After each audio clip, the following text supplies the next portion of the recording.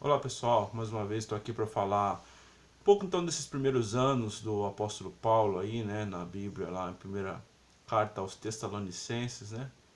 Então nós fizemos o primeiro vídeo, algumas pessoas pediram para que eu falasse um pouco mais então sobre a vida de Paulo, nos seus primeiros anos aí, nos seus primeiros escritos, né.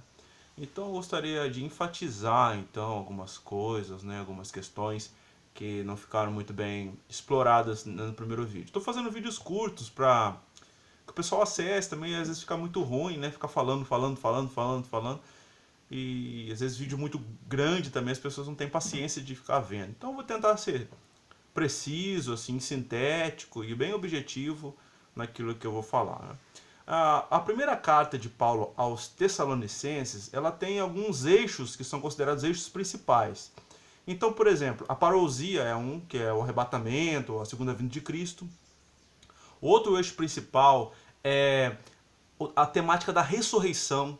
Está muito presente aquilo ali, a temática da ressurreição, porque, como eu já disse antes, a gente precisa entender o contexto do apóstolo Paulo e contra quem ele está escrevendo. Na verdade, havia um grupo ali, não só de judeus cristãos e também judeus que estavam ali na comunidade de Tessalônica, como aparece lá em Atos 17, também de um grupo chamado de gnósticos. O que essas pessoas pregavam? Eles pregavam o conhecimento através de algumas experiências, e entre as questões que os gnósticos colocavam, algumas questões relacionadas à escatologia e à questão corporal, né?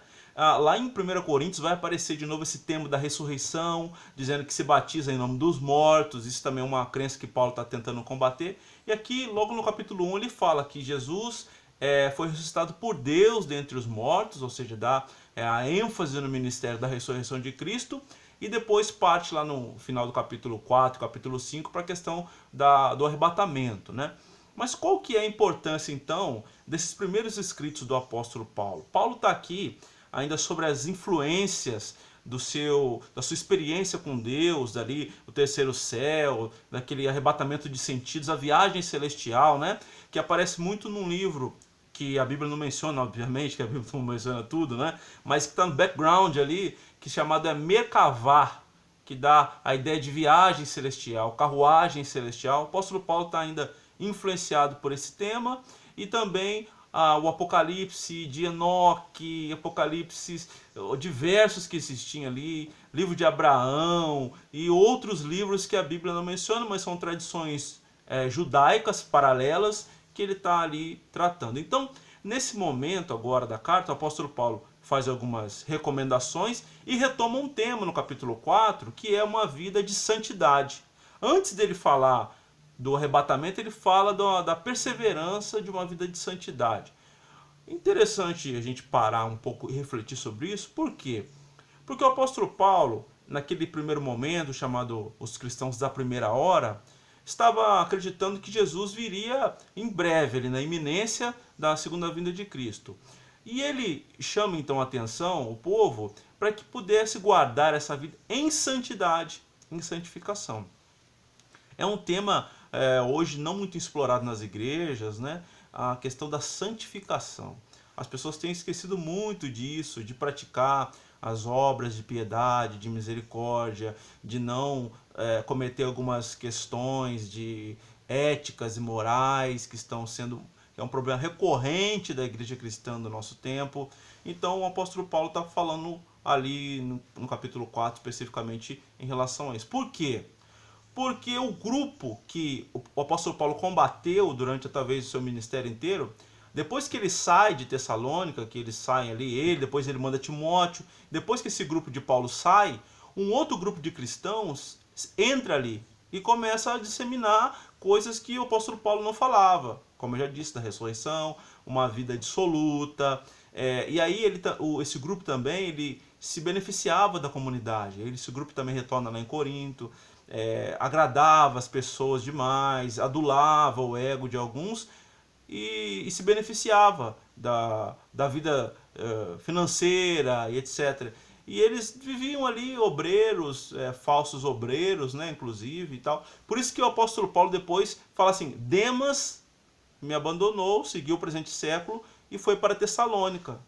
Por quê? Porque ali tinha então esse costume de receber essas pessoas e tratá-las assim com uma certa mordomia, dando coisa, etc. Aí você vê, nos nossos dias acontece isso, né? O que tem acontecido nos nossos dias? Pastores estão se valendo de carismas, de dons, de outras coisas, para pegar dinheiro do povo, para enganar o povo, para viver sobre as custas da fé alheia.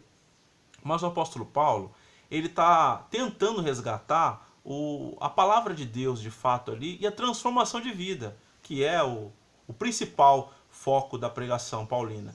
É a transformação de caráter, a mudança de caráter mediante a palavra de Deus, que o apóstolo Paulo está ali tratando.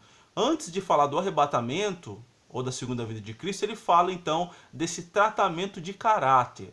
É interessante notar que o evangelho ele só pode ser colocado como que foi de sucesso a pregação se as pessoas de fato transformarem o seu caráter. Né? O apóstolo Paulo brigou a vida inteira, lutou com pessoas, trabalhou com gente que não tinha um caráter transformado segundo a palavra de Deus. Então ele retoma esse texto aqui lá em Tessalonicenses para dizer, gente, nós precisamos enfatizar a mudança de vida, nós precisamos enfatizar a transformação de caráter, nós precisamos enfatizar a vinda de Cristo, mas antes disso, a preparação para essa vinda, porque tem muita gente que está enganada acerca da fé cristã, enganada acerca de doutrinas cristãs, né? E ele fala, eu não quero que sejam ignorantes, uma parte, acerca dos que dormem. Por quê? Porque tem pessoas que estavam batizando em nome dos ali naquela comunidade. Teve pessoas que ali acreditavam que a ressurreição já era feita, não existia ressurreição corporal, que a ressurreição era apenas um discurso. Então o apóstolo Paulo está tratando disso aqui, apontando ali então para a parousia de Cristo, ou seja, a volta de Jesus, mas trabalhando um tema de mudança de caráter, de metanoia, né, de mudança de mente e mudança de vida. Então esse prisma perpassa aqui a primeira carta aos Tessalonicenses, né, que ela pode ser dividida assim. No primeiro capítulo ele fala das saudações, retoma alguns irmãos. Até o terceiro capítulo ele está mais tratando de saudações, ali ele fala uma questão da ressurreição, outro. E depois, na metade do terceiro capítulo para o quarto, que aparece então a preocupação dele falar do caráter, da transformação de vida das pessoas. Para depois, no capítulo final do capítulo 4, capítulo 5, ele falar então da volta de Jesus, que vai ser o tema então do nosso próximo vídeo, né? Então eu espero desse vídeo sucinto ter contribuído de alguma forma com a edificação da fé dos irmãos, né? E que vocês possam continuar mandando lá no meu Facebook, até mesmo me adicionando para falar comigo em inbox, né? E algumas coisas a gente vai continuar a falar. Deus abençoe, um abraço com Deus.